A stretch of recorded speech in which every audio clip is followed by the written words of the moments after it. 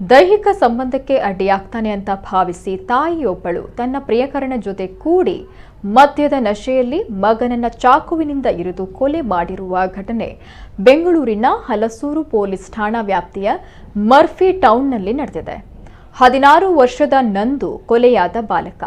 ಕೃತ್ಯ ಎಸಗಿದ್ದ ಬಾಲಕನ ತಾಯಿ ಗೀತಾ ಹಾಗೂ ಪ್ರಿಯಕರ ಶಕ್ತಿಯನ್ನ ಬಂಧಿಸಿರುವ ಪೊಲೀಸರು ಹೆಚ್ಚಿನ ವಿಚಾರಣೆಗೆ ಒಳಪಡಿಸಿದ್ದಾರೆ. ಹಲವು ವರ್ಷಗಳಿಂದ ಮರ್ಫಿ ಟೌನ್ನಲ್ಲಿ ವಾಸವಾಗಿದ್ದ 35 ವರ್ಷದ ಗೀತಾ 6 ವರ್ಷಗಳ ಹಿಂದೆ ಕೌಟುಂಬಿಕ ಕಾರಣದಿಂದ ಗಂಡನಿಂದ ದೂರವಾಗಿದ್ಲು.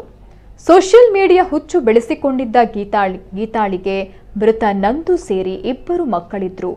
ಜೀವನಕ್ಕಾಗಿ ಅವರಿವರ ಮನೆಯಲ್ಲಿ ಮನೆಗೆಲಸ ಮಾಡ್ತಾ ಇದ್ಲು.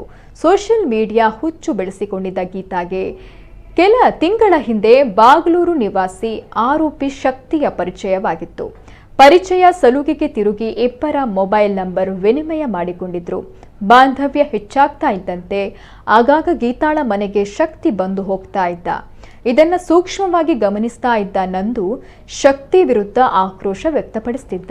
ಮಗನ ವರ್ತನೆ ಬಗ್ಗೆ ಗೀತಾ ಶಕ್ತಿಗೆ ಹೇಳಿದ್ಲು. ಇದರಿಂದ ಆಕ್ರೋಶಗೊಂಡ ಆರೋಪಿ ಕೊಲೆ ಮಾಡುವ ತೀರ್ಮಾನಕ್ಕೆ ಬಂದಿದ್ದ. ಈ ನಿರ್ಧಾರಕ್ಕೆ ಗೀತಾ ಕೂಡ ಸಹಮತವನ್ನ ವ್ಯಕ್ತಪಡಿಸಿದ್ಲು. ಹತ್ಯೆಗೆ ಸ್ಕೆಚ್ ಹಾಕಿದ ನಂತರ ಗೀತಾಳ ಮನೆಗೆ ಮಾತನಾಡಿಸುವ ಸೋಗಿನಲ್ಲಿ ಶಕ್ತಿ ಬಂದಿದ್ದಾನೆ.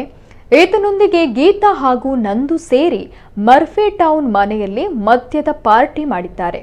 ಈ ವೇಳೆ ಸುಖಾಸುಮ್ಮನೆ ಗಲಾಟೆ ತೆಗೆದು ಹಲ್ಲೆ ಮಾಡಿ ಚಾಕುವಿನಿಂದ ಆತನ ಹೊಟ್ಟೆ ಎದೆ ಭಾಗಕ್ಕೆ ಇರಿದು ಸಾಯಿಸಿದ್ದಾನೆ.